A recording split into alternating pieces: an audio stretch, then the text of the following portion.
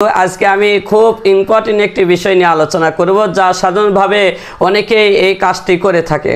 তো জানাজার নামাজের সময় যখন তাকবীর বলা হয়, এই তাকবীরের সময় অনেকেই দেখা যায় মাথাকে আসমান দিকে তুলে নেয়, উঁচু করে নেয় এবং চোখ দিয়ে আসমান দিকে তাকিয়ে থাকে। তো আসলে জানাজার নামাজের সময় এইরকমভাবে আসমান দিকে তাকানো এটা একেবারেই অযৌক্তিক এবং এটা একেবারেই ভুল এবং সুন্নাতের খিলাফ। অবশ্যই আমরা এই বিষয়টা লক্ষ্য করব। আবার অনেকে দেখা যায় জানাজার নামাজে যখন তাকবীর, প্রথম তাকবীরে তাহরিমার পর অন্য তাকবীর যখন বলা হয়, তো ওই সময় অনেকে হাত তুলে হাত ছেড়ে দেয়, অনেকে বাঁধে দ্বিতীয় তৃতীয় তাকবীরে। এটাও সম্পূর্ণরূপেই ভুল। আমরা অবশ্যই এই বিষয়টাও লক্ষ্য করব। তো এই জন্য এই সমস্ত ভুলকে আমরা এড়িয়ে চলব না, কারণ এই সমস্ত ভুল যদি আমরা করে থাকি তাহলে জানাজার নামাজে আমার একটা সুন্নাতের খিলাফ কাজ হওয়ার কারণে এটা আমার সওয়াব কম হবে।